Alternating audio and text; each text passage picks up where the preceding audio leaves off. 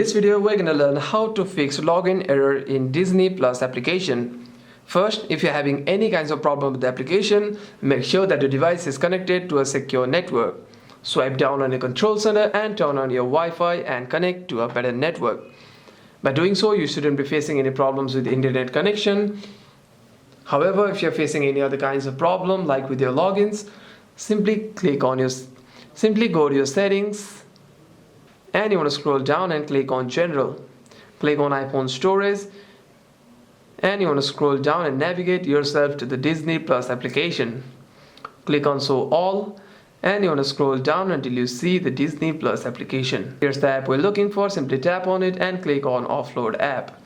Click on Offload App again and simply reinstall the application. What this does is it deletes the application whilst keeping its documents and data. And the next time you open the application, you shouldn't be facing any problems regarding your logins. However, if you're facing any other kinds of problem with the application, you can simply restart your device once and open the app again. Hope this video was helpful, and if you have any further questions, make sure to leave a comment down below.